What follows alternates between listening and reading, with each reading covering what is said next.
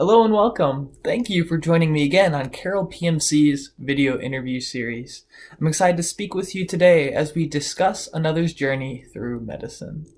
And today, like always, I got a great guest for you all, Bailey Theis. She is in my class, a senior currently at Carroll College. She's a biochemistry and molecular biology major, like myself as well.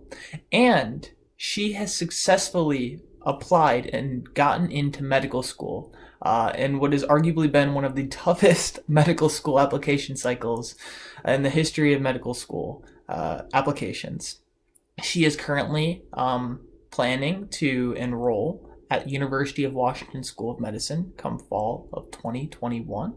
She's interested in preventative medicine and addressing medical issues on more of a preventative basis as a physician. In this conversation, we talk about her inspirations to pursue a career in medicine, some of the utility she's found in the classes and programs and professors here at Carroll, in addition to her experiences taking the MCAT and applying during the COVID-19 pandemic, and her future prospects regarding her career in medicine. So let's jump right in and say hello to Bailey Theis. Bailey Theis, welcome to Carroll PMC's video interview series. It's great to have you here with us. Yeah, thank you. When did you realize you first wanted to become a physician? Oh, that's a good question because I think everybody gets asked that, and I think for a long time I was almost kind of ashamed because I never had this epiphany moment. A lot of pre-meds will be like, "Oh, I had this life-changing experience." And I've kind of just always known ever since I was a little girl, I was always really interested in anatomy and physiology. My uncle was a science teacher, and he sometimes would let me dissect things that his class did. And I think I've always known, I've always really liked science. I've always really liked helping others. And through my experiences, I've just really found that this is my way to improve the world. Is there any, I know you said that there's some science background in your family. Is there any medicine background at all in your family, like nursing or being a provider, anything like that? Yeah, no, there's not at all. My dad is a chemical engineer and my mom is a reading teacher. And all my aunts and uncles are teachers too. So this is a very new path for my family.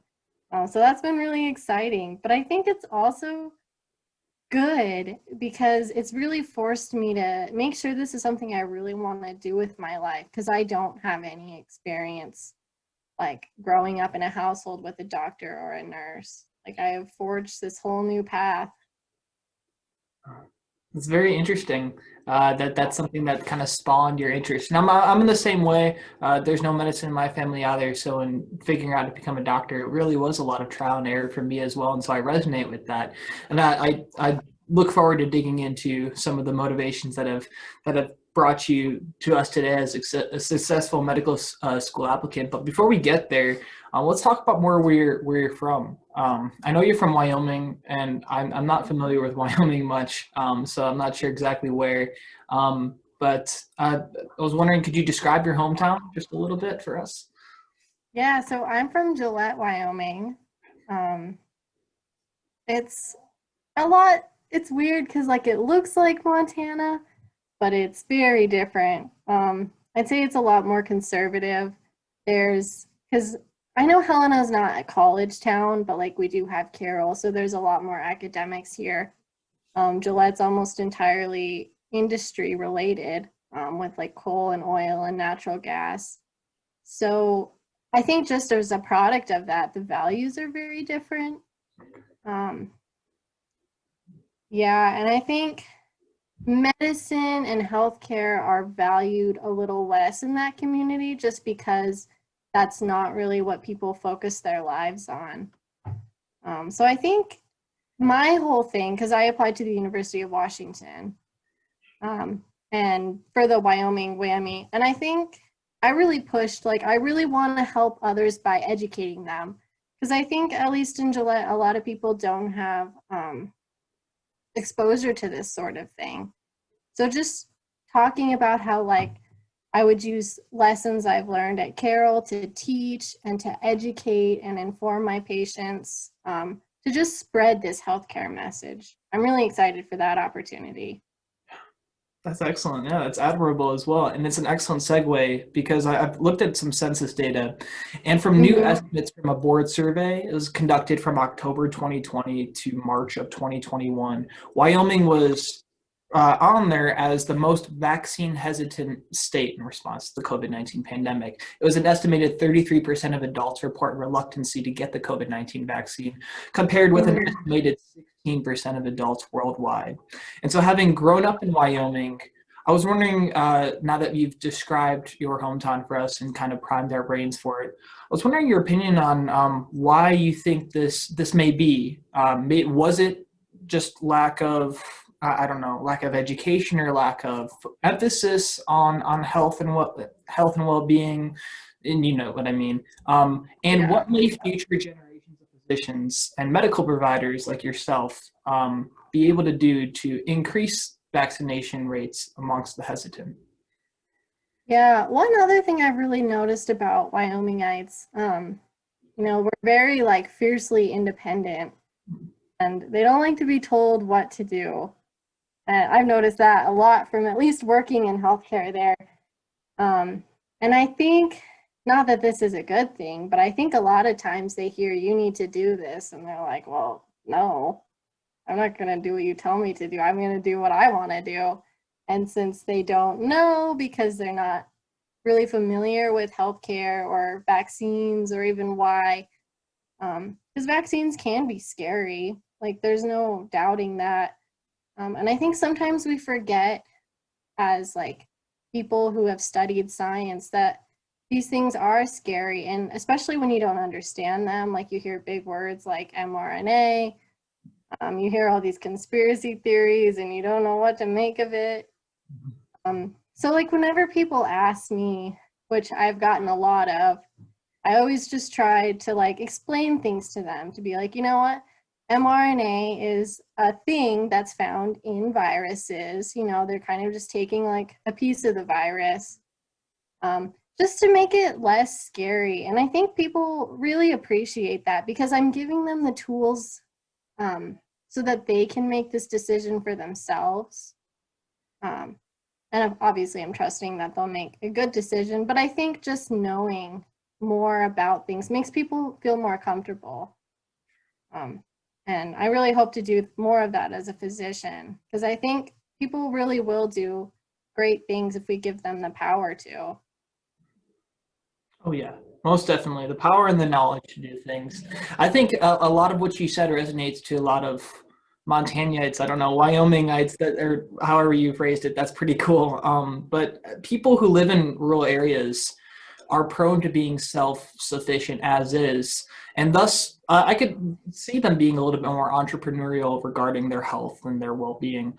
I don't know. I also conceptualize, on the other hand, hey, give people who live in these areas with that really powerful individualism, which is something that's inherent to them, and it's actually quite beautiful. I've met really amazing people who strive and thrive on that individualism. I mean, give them the power and the knowledge about what the vaccines are, how effective they are, and how they lead to self-sufficiency, in the sense that you get this vaccine and it's like a prophylactic against future harm to yourself, instead of having to go see a physician and be taken care of by contracting COVID-19 or other viruses. I mean, this is a way in which you're kind of taking your health in your own hands. So in a way, I think the individual Yeah.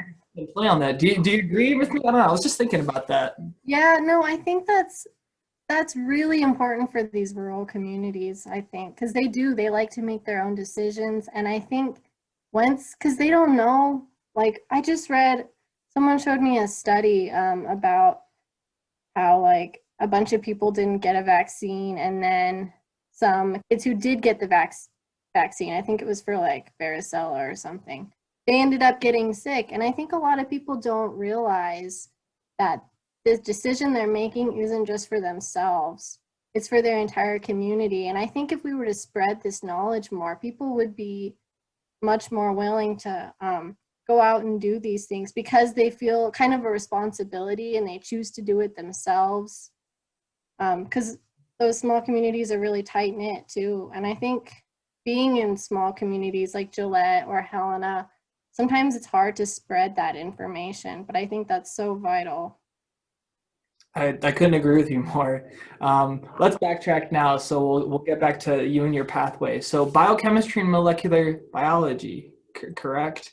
We share Yeah. that major in common. So excellent. And I was curious, what prompted your desire to choose to become a BMB major? Was it something that you decided right as you entered Carroll, or after a while taking a couple different classes? Is it something you decided a little bit more later on? Yeah, so I started out B&B and then I like switched to chemistry and then I switched back and then I switched back. But I think by the end of my freshman year, I was pretty solid on biochemistry. And I think it's a wonderful major. Like, I always tell people, like, it's the best of all the sciences. Like, you get your chemistry and you have your biology and you have your physics. And, like, it's just a little bit of everything. And I think that's my favorite part about this major.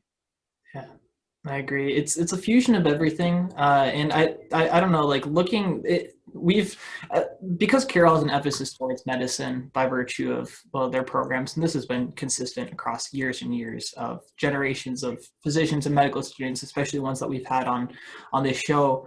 Um, I think that medicine comes in somewhat of a sense and in varying degrees in each class in chemistry, physics, and biology courses we take here, biochemistry courses as well.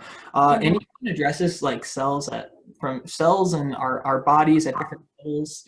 And so from the physics to the molecular level that chemistry operates at, all the way to the organismal level that biology oftentimes focuses on, like there's influences of medicine at all those elements. And I Mhm. throughout my time, I couldn't pick one level at which I enjoyed like learning about the pathophysiology and the medicine around certain things. So, yeah, ultimately that fusion was what I was looking for, and BMB majors definitely get that, and it's arguably something that I think you can get a minor in chemistry in pretty easily, since a lot of prereqs are covered in the BMB major, and ultimately Yeah. I think it pairs well with other majors as well. Did you ever consider taking a minor or any certificate or anything else additionally?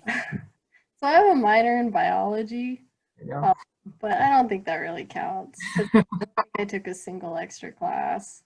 Yeah, yeah. It's just there, but hey, it's something to throw on the transcripts and the resume as well. Yeah. I was Um, like, I have the classes, might as well. right, should as well.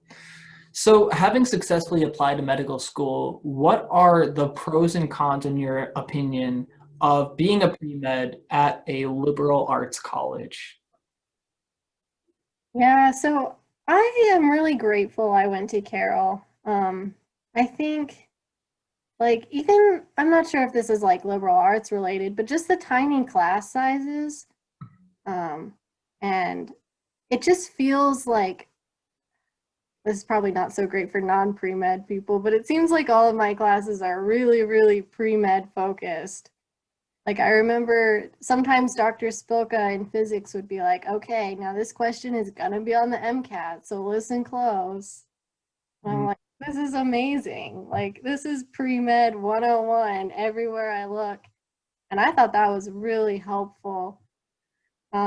But even like other classes have really helped me for my application. Like I took liberation theology, and we talked a lot about like the concepts of accompaniment and just walking with people through their journeys. I think I really like that idea for medicine, especially in like cases of like chronic disease, because that is a journey that you're going to have to take with the patient. And a lot of us don't have those diseases, so we don't know what it's like, but we can empathize with their feelings and help them through their journey however they need it most. And I actually talked about that in my interview, so I was very grateful for that class. Um, but yeah, I think Carroll is just so nice because it is pre med focused, and you're going to get just themes of everything that you need to be a great doctor in all your classes. I had a lot of support too. Like when I was applying, I did my practice interview with Wes Feist, and then he sent me an email like the morning of my interview because he knew I was so nervous. And it's like, where else are you going to get that kind of support from your professors and your advisors? Mhm. And it's been so helpful. Yeah, I can agree with you more. Carroll, being the being so close knit between like well students and professors and faculty, truly is it's truly a great way to learn, but also just to really create relationships that truthfully I believe like as someone who's also graduating in a few weeks will be long standing and long lasting. um, in addition to that education which we discussed about a little bit, liberation theology, I believe that's Mm-hmm. quite interesting. I was curious if you have like a top one or two non-science classes that you think are important for being a successful pre-medical student and ultimately a successful setting yourself up for success as a medical student and a future physician, non-science, however. Non-science. Ooh. Um, yeah, so I think liberation theology helped a lot. Just like that whole, because medical schools are looking for people that are ready to serve. And I think that class we talked a lot about serving, and not just serving, but also serving people in the way they need it most, not just the way we think they need it. I think that's so crucial. And that's a non-science class. Does the psychology class count? This is somewhat of a non-hard science, I guess. As two Yeah. B majors, I think we can count that since we are focused and emphasized on the hard sciences. So yeah. Yeah, I thought developmental psychology was great for getting ready for the MCAT. I would definitely recommend that one for anybody who hasn't taken it. Yeah, the foundational part of the liberal arts education, offering a comprehensive education, I think is important given the conglomerate of different topics that are now on the MCAT. It's no longer a hard science. You need to be an excellent reader. You need to be an excellent critical thinker. And some of those non-science classes really delve into that, or like even like math specific classes as well. There's pretty much utility in any course I think you can take at Carroll, and in applying to medical school successfully and taking the MCAT and writing all of your essays, which we will get into shortly. So yeah, it's quite unique, and I think Carroll has offered quite a great variety of courses to choose from. And in a sense, even though they're technically mandated to graduate, I think there is some room to breathe and to explore what truly speaks to you. Yeah, definitely. Yeah. So outside of academics, I've heard a few pursuits of yours. So what has being a band director, a tutor, and a volunteer taught you about becoming a great medical provider and becoming a great medical student and a physician as well? Yeah, so I've been in band since I was a fifth grader, I think. And in high school, I started directing. And I really enjoyed that. It's really pushed me out of my comfort zone as a leader. Because with band, like you're all a group, a huge group. Like some of my bands have been like 200 people large. But like if anything goes wrong, it's always the director's fault. Like people don't look at the drummer or the saxophone and be like, oh, they missed it. It's always me. So I think that's really helped me learn how to because I am the face, whether I want to be or not. So I've really learned how to listen closely to my bandmates and everybody else in the group to make sure that I am an accurate representation of all of our thoughts and wishes. And I think that comes into medicine a lot too, because oftentimes people look to the doctor first, regardless if it was the pharmacist who had an idea or the respiratory therapist or a nurse. Like you're just instantly going to hone in on the doctor. And I think having that experience, making sure I communicate effectively with my teammates and that I represent our entire group's common interest, I think will help me a lot. Yeah, and tutoring, I really like tutoring. I think my favorite thing is when people come to me and they're like, I hate biology, I'm just doing this for the requisite. And it's like, oh boy, I'm gonna make you love biology. But it's fun because this is what I'm gonna do as a doctor, is I'm going to take people who probably don't care, they're just getting through, doing the steps, and I'm gonna do my very best to show them this magical world and like help them understand, but also maybe find some new interests. Yeah, and then what was the third one? It was just being a volunteer. Oh, yeah, so I volunteered at the Helena Food Share a lot while I was here. And I really liked that. I learned a lot about like the whole idea of an accompaniment again, and just really helping make sure I help people in the way they need. Like we had a guy come in who needed all pre-made food, like pre-microwavable stuff. And that was a huge wake-up call to me because this man didn't have access to a stove, and like I've never gone a day in my life without access to a stove. So just to see that, like as a doctor, I'm going to have patients who need me to adapt their care in a way that suits them best. That was a really great eye-opener. I think that's excellent reflection on experiences that, although are non-clinical, they have clinical applications to them. Yeah. And oftentimes, a lot of questions that come to the club officials at Carroll PMC is what do I need to be doing? Like, what hospital jobs should I look for, and what opportunities should I reach out that are medical related in Helena? Helena is so small; there's no opportunities to increase my chances as a pre-medical student of getting in.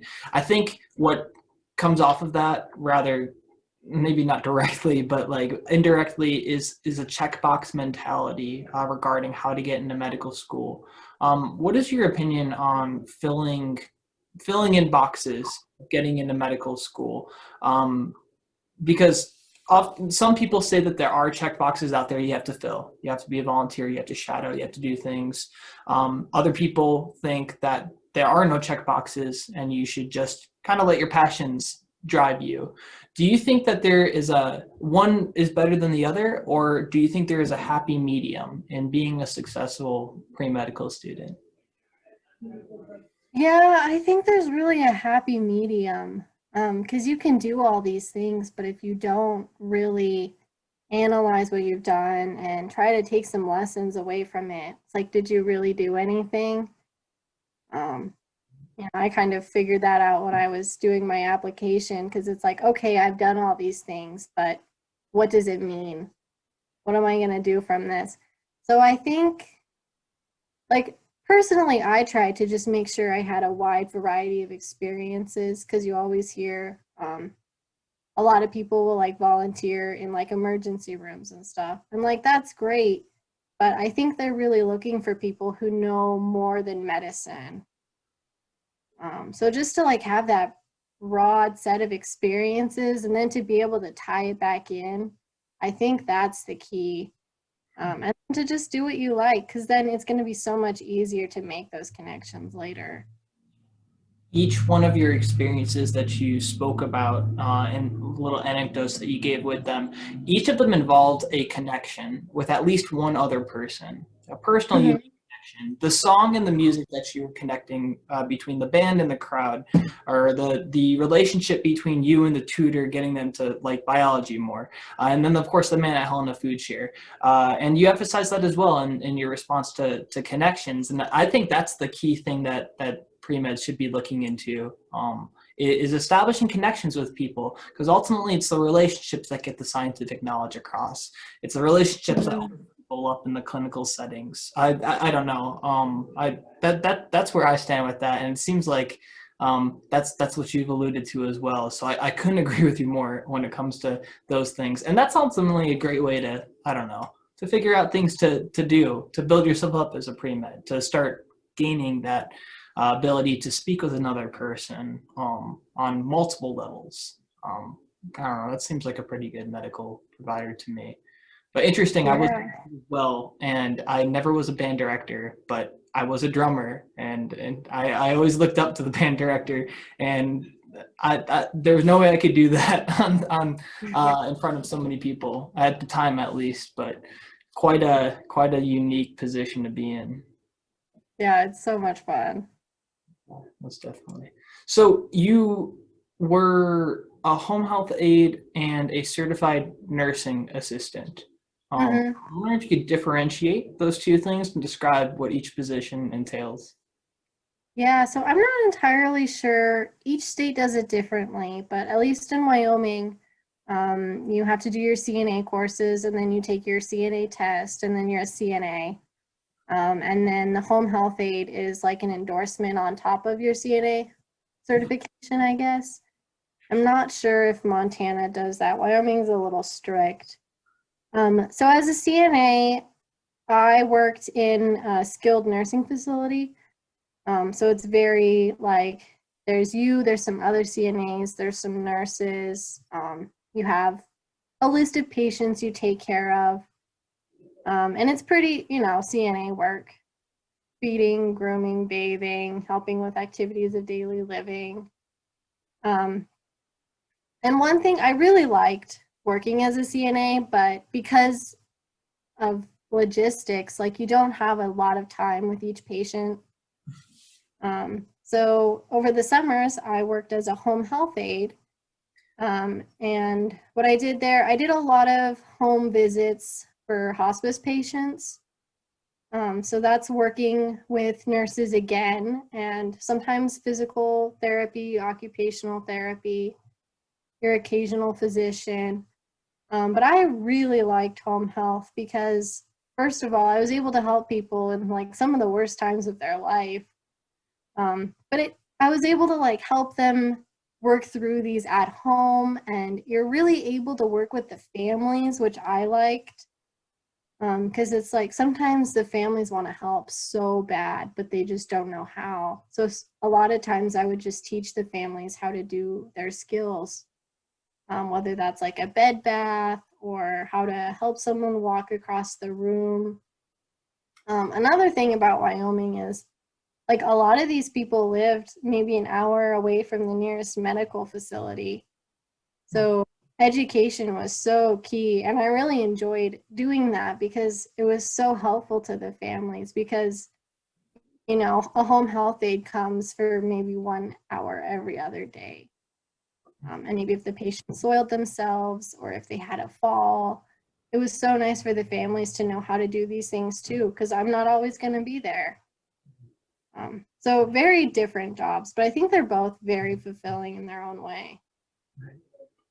What are the qualities that you believe make up a good home health aide or a certified nursing assistant that you think pre-medical students at Carroll and just in general who harbor these qualities um, uh, should then apply for said positions? I don't know if I lined up that question well. What types of people do you think become good home health aides or CNAs?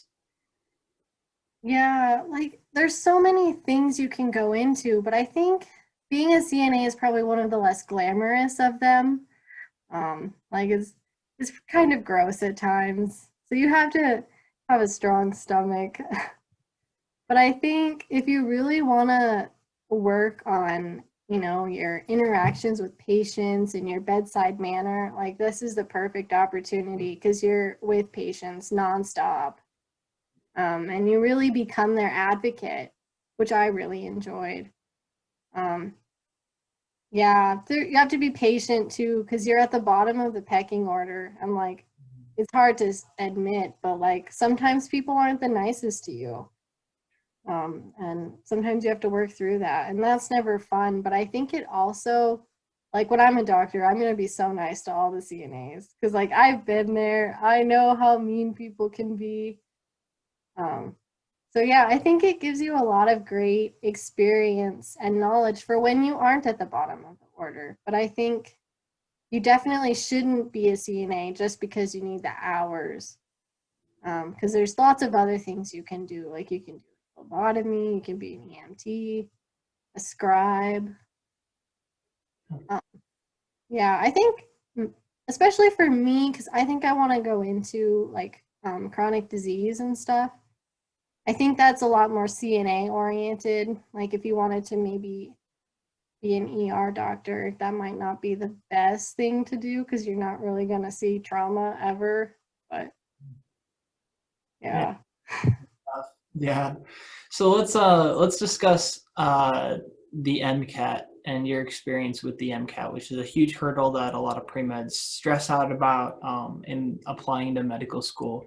So I was curious when you took it, maybe what your study plan was like, and what services did you use to help you prepare and ultimately succeed and pass that evolution up in your pathway. Yeah, so I was supposed to take it last April, so about a year ago. But with COVID, that got postponed until June, which was not super fun. I got the Kaplan 7-book set, and that was about it. Like, I kind of put my foot down and I was like, I am not going to pay money for a course because I think those are a scam. Because a lot of people don't talk about this, but I looked into it, and you're really just paying like $3,000 for them to tell you to read the book. It's like, I can do that myself. And I did that. I tried to do, so I would call it an hour of MCAT related stuff a day. And I was really vague with what MCAT related stuff could be. Like it was either making flashcards, reading one of the books, or doing MCAT related homework. So like I was in biochem at the time, so I counted biochem homework as part of my hour of MCAT, and I did that for about a year. And I thought that helped a lot because a lot of people will try to like cram when it gets closer. But someone told me a couple years ago, like, you're studying for the MCAT all 4 years you're in college. Because you're going to learn everything you need to know in your classes. So I really took that as an opportunity when I was in those classes to really think like, okay, this might not be the most fun thing now, but I'm going to appreciate this down the road. And really just doing my best in all those classes so it pays back later on. Definitely. Do you see utility in taking practice exams? And if so, how much, how often, and at what frequency? Like constant, like maybe one every couple months, or maybe like one every couple months, and then start taking a few more recently prior to, or more frequently prior to the that test date. Yeah, I think I took 5 total, which I thought was a lot, but then I talked to some people and apparently that's not a lot. So, I don't know. But so the Kaplan set had practice questions. It wasn't like a full test, but like the format was the same as it would look on the MCAT. Mm-hmm. And I also did Khan Academy had practice questions. So I would try to do practice questions a lot, like that whole month leading up to it. And I did about, like I said, 5 tests. And I think the most important thing for those is to make the testing situation as real as possible. Like I would pack a lunch, I would lock myself in a classroom in Simperman and just take the test. I would only give myself like 15, 30, 15, those breaks. Which was horrible, but at least I wasn't surprised when I went to do the real thing. Like it was like, this is old news. I've done this 5 times before. Yeah. That's excellent advice. I know a lot of people who do the exact same thing. I used to be one of those people as well in Superman. It's an excellent way to at least capture the type of environment you're going to be in so that on test day, nothing is impeding your ability to just hammer down, focus. Prior to getting into your application, one last thing regarding the MCAT. So I was not aware that you were one of the people whose tests got canceled in April. My test got canceled in April as well. And it was quite a difficult time to sort of adjust and figure out what you're going to do in that instance. God forbid this happens to pre-meds in the future with any any things that happen in the coming testing cycles and future testing dates. What advice do you have to the pre-med who is faced with that? Or maybe it's not canceled, but they get a score back that's not necessarily what they need or what they wanted, and they're making it. What advice do you give to the pre-med who has to face that again? Yeah, that's tough because at least I'm not sure how yours worked, but when mine got canceled, I wasn't entirely sure when I would take it, which was horrible because I was kind of like, what do I do now? What do I, and finals were coming up and I just kind of lost my drive to study. So I would just say, like, stick with it because you never know, like, an opportunity might pop up, and just consistently work on it. Like, obviously don't burn yourself out because you're not sure when you're going to take it again. But just stick with it and make sure you're being consistent with your studying and that you stay optimistic because another opportunity will arise. Most definitely. Yeah, I think our situation was a little unique in being that there was a pandemic going on, but I think a lot can be compared to, well, just looking at a bad score and thinking, wow, I'm going to have to go through all of this suffering again. I think it's really important in that moment to emphasize like the systems that you've built for yourself throughout the years and years of education you've been taking, all the way since like kindergarten for the most part. You've been building up a tolerance towards test anxiety and issues with testing, stress, and building up not only acumen, but skills and endurance. And so while pouting and letting yourself be human and experience your emotions is healthy and is required, and in my opinion, ultimately, I think it is possible to pick yourself back up and to reassess yourself and to see where you can improve and what needs to be done. At that time, I was like you too. I had no idea when I was going to retest. When did you retest in June? I was just curious. June 6th, I Okay. think. Yeah, I didn't it was weird because I got canceled in April and then they shut down the website. And then I think May 15th or sometime in May, I got that spot and I was like, oh my goodness, I have to start studying again because I haven't been. Right, because finals had happened and you're prepping your application probably as well and all that stuff. Yeah, but yeah, it's doable. So Yeah, never give up. never give up. Exactly. Okay. So in applying to medical school, specifically today, what do you believe are the most important aspects that the important aspects of a successful application? Yeah, I don't know. I think, at least for me, I was really trying to go with, because I'm not the most diverse person. I've never really left the country. I worked as a CNA, but only in Montana and Wyoming. So really trying to draw some depths from the experiences that I've had. Because once again, we're not, at least as someone applying straight out of college, I don't have a master's degree. I haven't had any crazy post-bac experiences, but I have what I have. And I was like, I'm just going to make the most of this and really show them who I am and why I want to be a doctor. And I think just to be genuine is probably the best thing you can do, because we can try all we want to be the most extraordinary standout person, but I think what they really want to see is just that you are you. Yeah, I couldn't agree more. I think if transparency and authenticity is not one of the largest and most important parts of being a doctor or working well and morally and ethically sound in a career in medicine today, I think it's at least going to be what we as the next generation of physicians advocate for immensely in the coming years as our generation graduates medical school and moves on to Mm-hmm. their professional educations and outlets.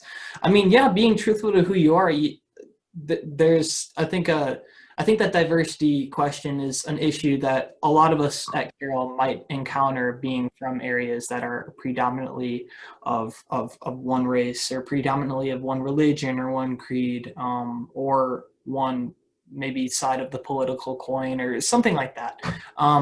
But I mean, there's diversity in experiences. There's diversity in illness. I know when diversity questions have come up before, speaking to certain patient populations or certain sides of medicine that I want to make an impact on, has been a unique and authentic and truthful way of answering that, because we're all diverse and unique in our own ways. And although it may not be like readily apparent, it's within us. It's just that I know diversity, though, is something that on the medical school application, people will struggle with, but it's something that's readily apparent, and important to being a provider. I guess we want to have all Yeah. doctors out there. Well, I think, yeah, just be who you are, because I think you might not think you're the most diverse person, but we all have something unique to give to the class. And I think to just be true to yourself and show that, you know, this is who I am and this is what I'm going to add. I think they really like that, if that makes any sense. No, it does. For the pre-med who is new to the application process or just beginning, having had changes in the recent months and years to the application process and the MCAT as well, can you possibly describe a few of the changes that have happened from your experiences and what pre-medical students can learn from these changes as they go to apply? Yeah, so there's like the whole centralized system, which is so nice. For the primaries, at least. Once you get to secondaries, each school's on its own, which is kind of a mess. And I know this year they started doing the VITA or whatever it's called. I was fortunate enough to not have to do that. But I think, so I did do virtual interviews like over Zoom. And I think I've heard from a lot of people that they think this is the new normal, which was kind of a struggle because it's kind of difficult to connect with someone over a screen. But I think it also shows our resilience as students, that we're able to adapt. Like, they throw all these curveballs at us and we're like, okay, what else you got? Like, I'm still standing.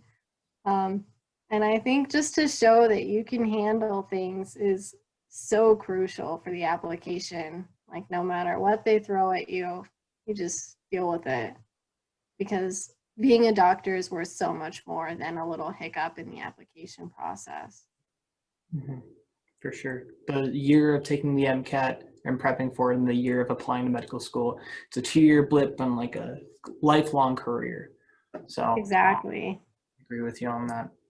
Curious what drew you to University of Washington School of Medicine, and what do you believe pre-meds should consider when choosing their own medical schools to apply to? Yeah, so I've always known I wanted to go to the University of Washington. And I remember Dr. Gretsch being like, you should really consider some other places. And I was like, nah, I'm just going to apply to the one. But I did apply to more than one. I applied to Washington, Creighton, and then some WUI schools. WICHE. It's WICHE for graduate. But WWAMI is just too good of an offer to turn down, especially if you're from Wyoming. The state helps out so much with the cost of education, with access to resources, with finding a position after you graduate. The class is only 20 students, and the community is just full of WWAMI graduates who they're like dying to have medical students shadow them and help out in their clinics. And it's like, I'm not going to get this kind of hands-on experience anywhere else I go. So I'm super excited to go to Washington in Wyoming. Yeah, it's an excellent opportunity, and such a great like.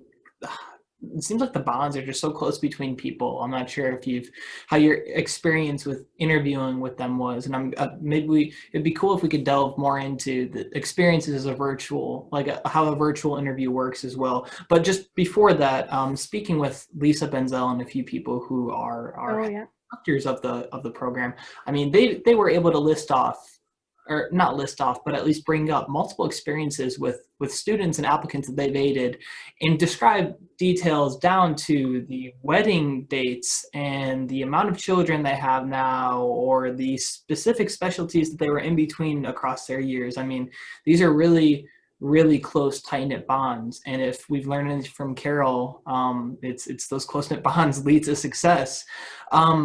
I'm curious if you can go more into what the virtual interview was like. What was it like? So was it Zoom?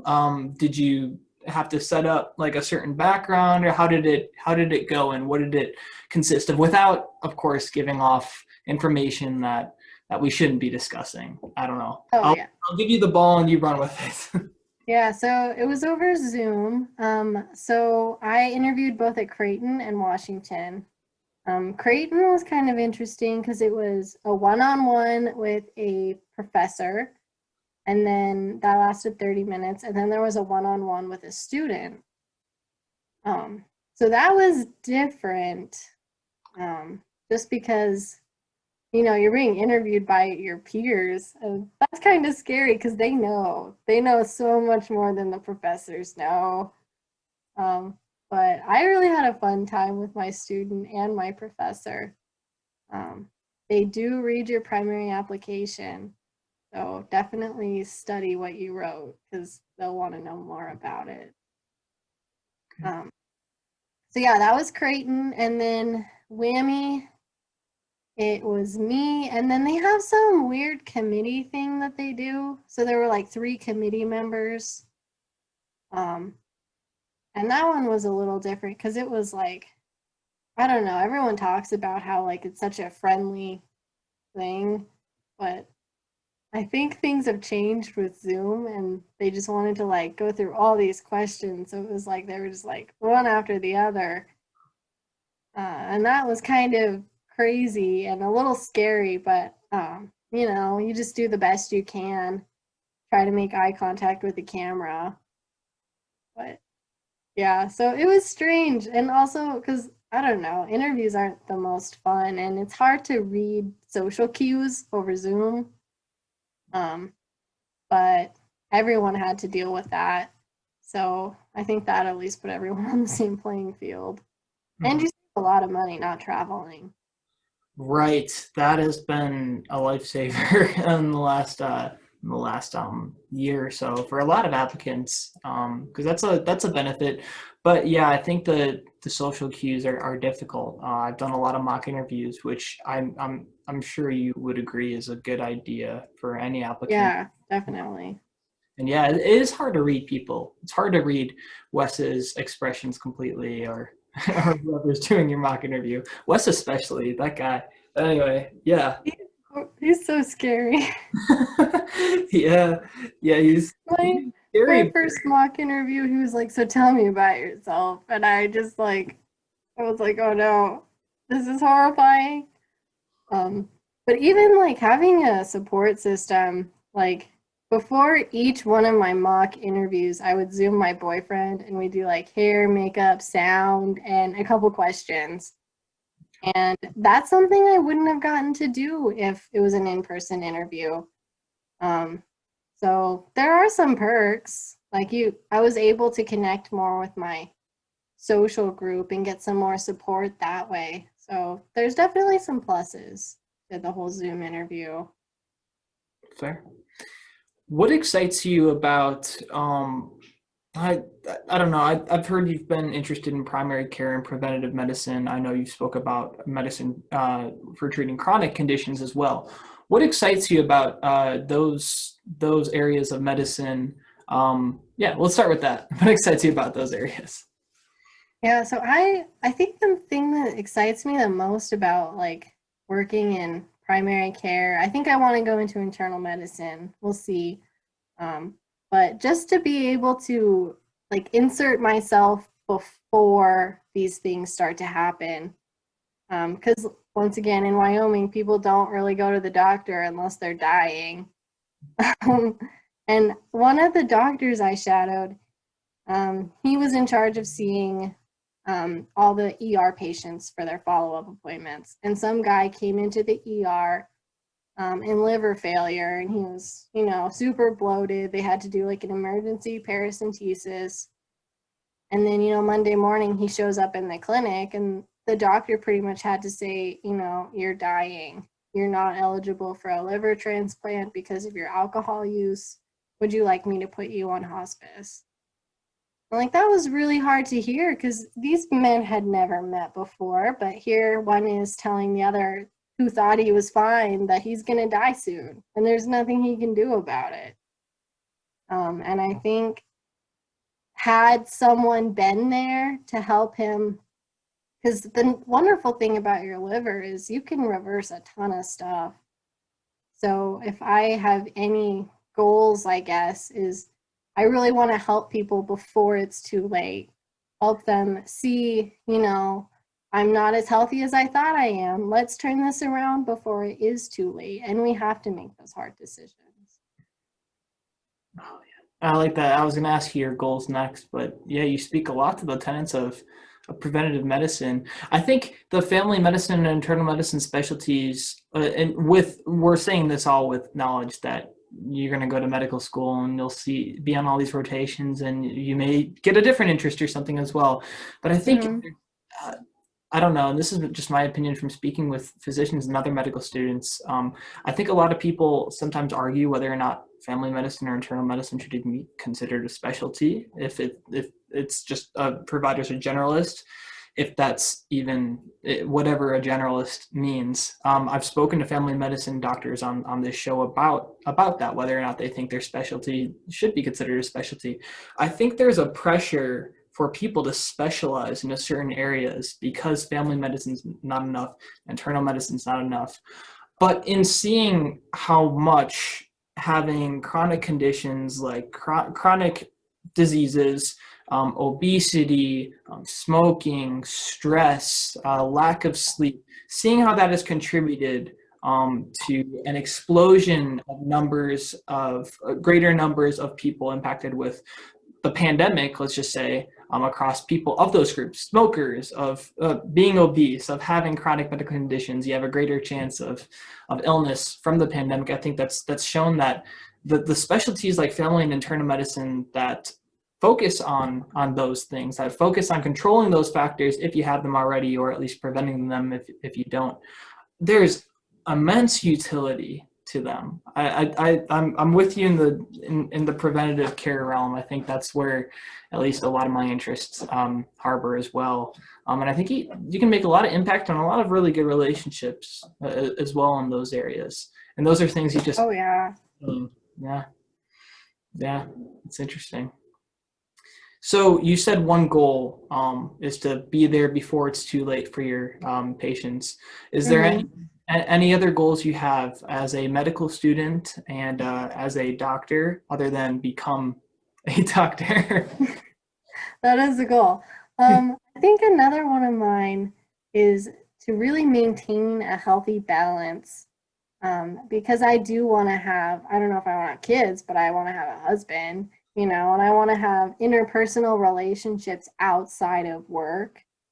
And I think that's becoming more and more important to people, especially pre-meds.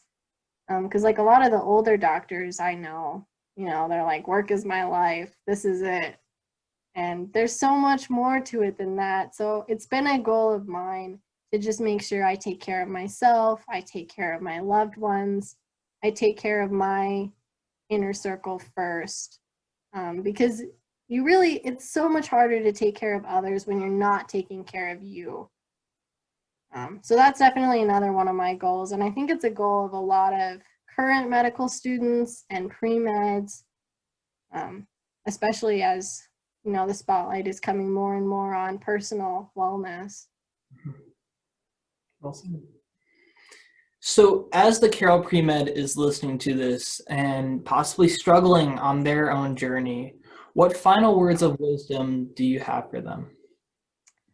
I think just don't give up and don't, I don't know. One thing I really struggled with is like I never felt ready. I was like, when is like this magical sign gonna come down and be like, it's your turn? And that's never gonna happen, unfortunately. So I think just don't, obviously, if you really, really think you're not ready, don't push yourself. Um, but don't wait until you feel 100% because that's never gonna happen. If other people are telling you it's time, if on paper, you're like, I can do this, I say just go for it. Because if it doesn't work, it doesn't work, and you can try again, but at least you'll know you tried and you gave it your all. And yeah, things are going to get crazy, so I just stick with it. And with that, we end another episode of Carroll PMC's video interview series and wrap up another story for you guys. I really enjoyed speaking with Bailey about just the whole process of applying this cycle. It has definitely instilled a lot of changes into what medical school applications and admissions are going to look like in the future, especially in the near future. I enjoyed speaking with her and sharing with you guys details about what's going to be happening these upcoming cycles, which coincidentally is the cycle that I'm going to be applying in as well. It's looking like a lot of interviews are going to be virtual now, or at least the option's going to be there to be virtual, which has implications into how you address yourself, how you speak, how you communicate as well. In addition, a lot of deadlines are looking like they may be pushed back a little bit as well, but some deadlines are staying quite firmly in the same place they are as well. And so it's really important. I think it's something that cannot be overemphasized. It's extremely important to stay current in what details are being posted on the AAMC. If you're applying using a COMIS, applying to DO schools, what is present on the Choose DO website as well. Because there are quite literally so many different possibilities and implications that could change at any moment throughout this cycle. But hey, that's the nature of the game, right? It's an unpredictable process, and quite honestly, we've spoken with many physicians on this show who have demonstrated and spoken about and reflected upon some of the challenges they faced in their lives as well. The unpredictabilities, the uncertainty that lies within the path of a physician to becoming a physician, and also just the life of being a physician as well. That's something I think you gain a sense of when you do a good amount of shadowing while you begin to explore medicine. And it's ultimately something that you deal with. It might not be the highest point, as many physicians have communicated to us on this show, but it's all part of what is arguably one of the best careers one could pursue in their lives. One of the most rewarding careers one could pursue. And so, like Bailey said, there's going to be challenges, but you just got to stick with it. Thank you for taking the time to listen and or watch me today. Hopefully this guys helped you gain a sense of motivation and encouragement and knowledge into what it takes to be a successful pre-medical student. And as always, if you have any questions, please feel free to reach out to your officers at Carroll PMC, schedule an office hour slot with myself on Moodle before I graduate, or speak to Carroll faculty of your choosing. Have a great day, and I'll see you guys next time.